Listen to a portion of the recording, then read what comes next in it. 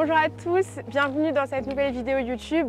Aujourd'hui, on va faire le plus haut sommet du Massif Central avec Jean-Pierre Frachon, qui est véritablement une légende de l'alpinisme français. En effet, c'est le premier Français à avoir fait le challenge des 7 sommets et aujourd'hui, il va nous raconter son périple, son histoire, toutes ses autres aventures un peu folles. Ça va être plein de belles surprises et on a hâte, je crois que c'est par là. Donc aujourd'hui, on va faire le puy de Sancy, près à 1800 et quelques mètres d'altitude. Du coup, comme Jean-Pierre est un très grand guide de haute montagne, il va aussi nous en apprendre plein sur le Massif Central et ce sommet. Et on va utiliser un chemin qui a été très peu pris par les randonneurs aujourd'hui. Donc je pense qu'on va aussi avoir de très très belles images.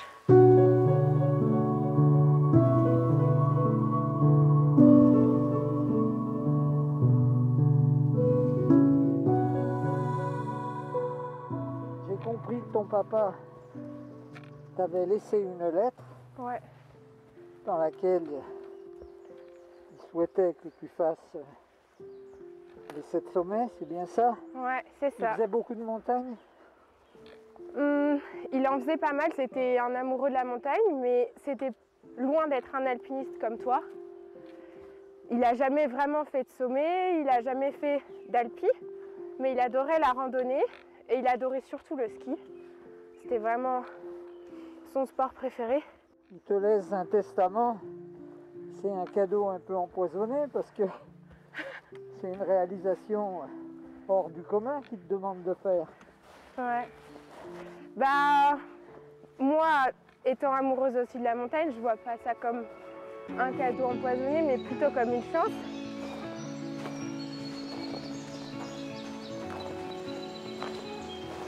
Voilà, ben Constance, on sort de la forêt, on est fini avec l'ombre et les arbres, on rentre sur l'étage plus alpin. Et là, on a un magnifique point de vue, tout le cirque de Chaudefour, 1865 mètres.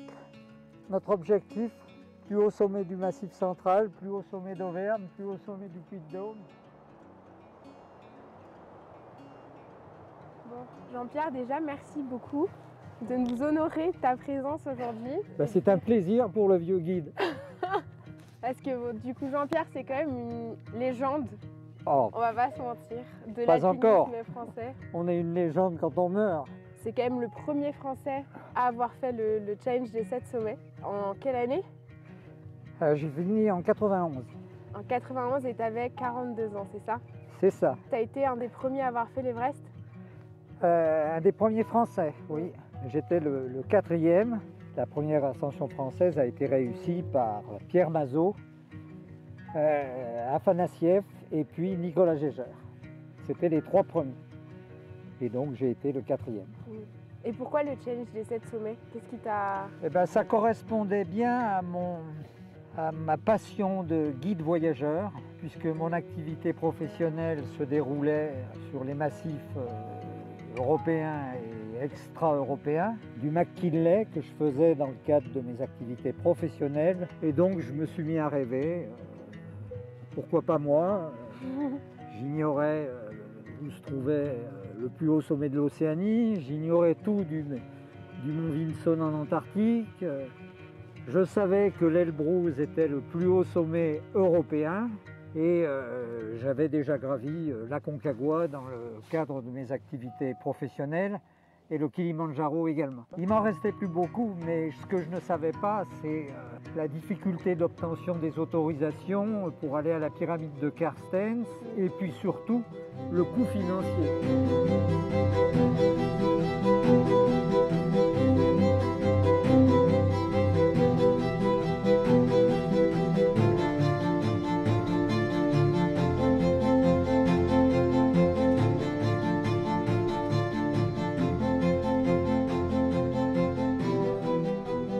On voit une arrivée de téléphérique, c'est la station de ski d'hiver de Superbès qui est ouverte. Puis on va faire un parcours de crête, on va passer par-dessus le puits Ferrand qui est prisé par les alpinistes qui le gravissent en crampons. C'est un excellent terrain d'entraînement pour l'alpinisme glaciaire.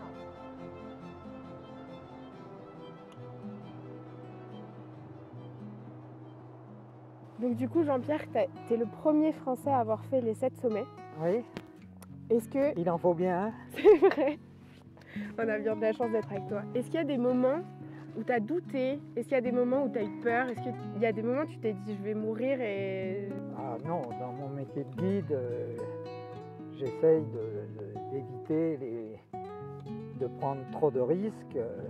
Et j'ai eu des moments difficiles, notamment à cause du changement de temps, du froid, des tempêtes, de doutes parce que je n'étais pas sûr de pouvoir réussir compte tenu de la météo, en particulier sur le Mac Kinley. C'est fouetté par des tempêtes terribles et j'en ai essuyé une pour accompagner Christine Janin qui était elle aussi à la recherche des Seven Summits. Et la première femme à avoir fait Tout à fait. les 7 sommets. La première femme française. Française, oui. La première femme au monde, c'est Junko Tabei, la japonaise. Et avec Christine, nous sommes restés bloqués quasiment une semaine au camp 4, avec des températures de moins 35, moins 40. Et sous la tente, rester une semaine, même avec Christine, c'est difficile. Et qu'est-ce qu'on ressent à ce moment-là? Qu'est-ce qu'on se dit? Eh ben, on espère toujours, on compte sur une éclaircie, on compte un changement miraculeux de temps. Nous avons réussi à faire le sommet.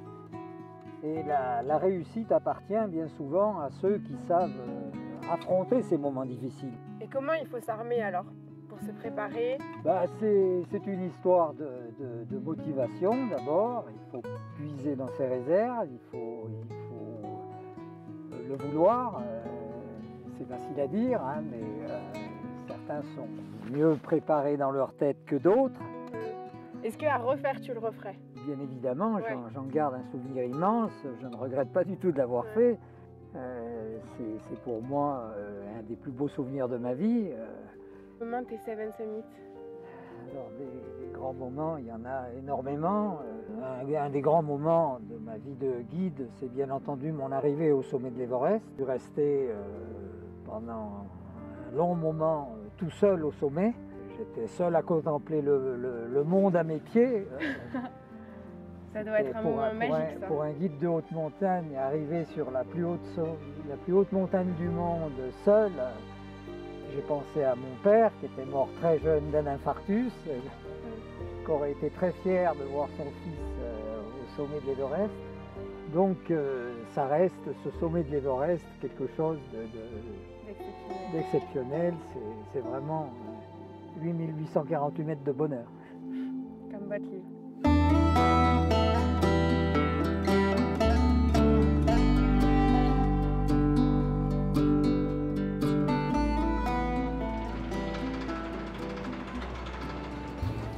Du coup, Jean-Pierre, tu es originaire ici d'Auvergne?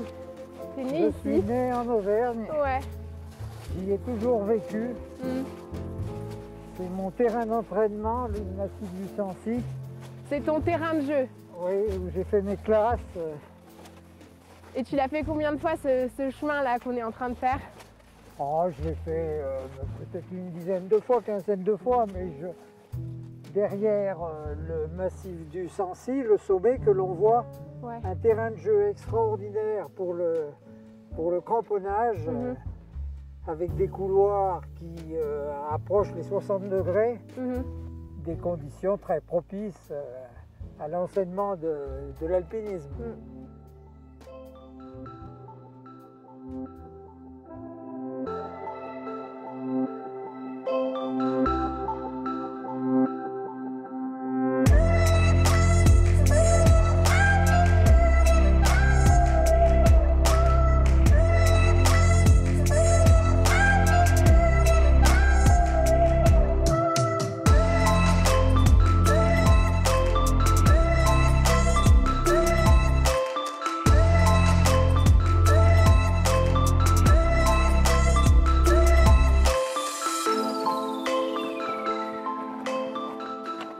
Ça y est, on arrive au sommet. Oui. Enfin, le sommet qui est dégagé.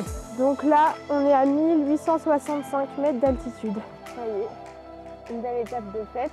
Oui, c'est le 8e sommet du bonheur. Ouais. C'est mon 3e sommet de mon petit challenge des massifs de France, après les Vosges, le Jura. Bon, malheureusement, c'est un petit peu bouché la vue. On aurait bien voulu vous montrer à quoi ça ressemble au sommet, mais ce sera peut-être pour une prochaine fois, ou si ça se redégage un petit peu. Les nuages bougent vite. Si tu viens d'ici, tu dois connaître pas mal de choses sur ce massif.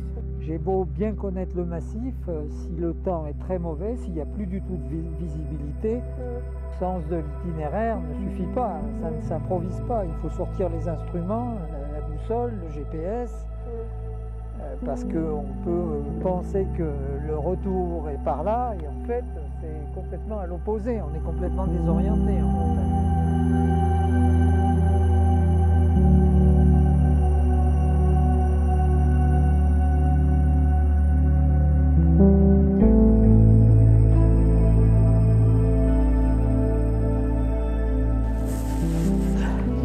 Du coup, Jean-Pierre, au Népal, tu as fait une rencontre qui a un peu bouleversé ta vie.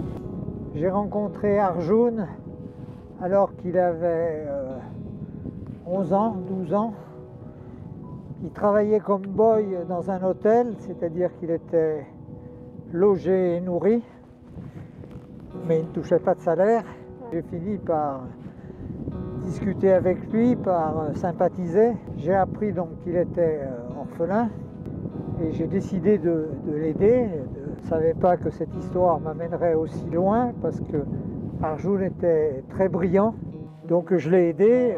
Pendant des années, il est venu m'attendre à l'aéroport. J'allais au Népal tous les ans. Et Arjun donc a fini par vouloir faire un petit tour en France. Ouais. Donc je l'ai invité à Clermont-Ferrand où il est resté plus de 2 ans. Yeux, et il m'a dit: Jean-Pierre, j'aimerais faire une association au Népal pour permettre à des enfants comme moi qui ne peuvent pas prolonger leurs études de les aider. Et l'association Grandir au Népal est née donc, et depuis, avec Arjun et puis de nombreux donateurs, aider des enfants qui ont de très bons résultats scolaires.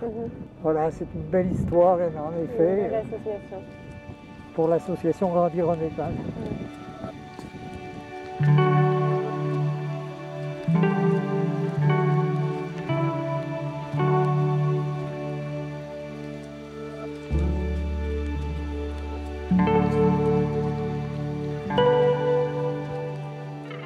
Bon bah voilà, on arrive à la fin de cette nouvelle vidéo. On a terminé l'ascension du Puy du Sancy.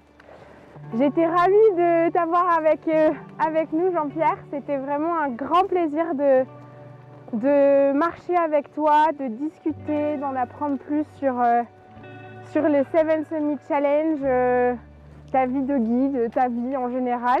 J'espère que tu as passé un bon moment aussi. Je t'ai pas tout dit. Non, tu m'as pas tout dit, je sais. Mais voilà, donc c'est la fin de cette vidéo. Pour le prochain challenge, on se retrouve dans les Pyrénées. Donc d'ici le mois de mai. Allez, ciao ciao! Bye bye!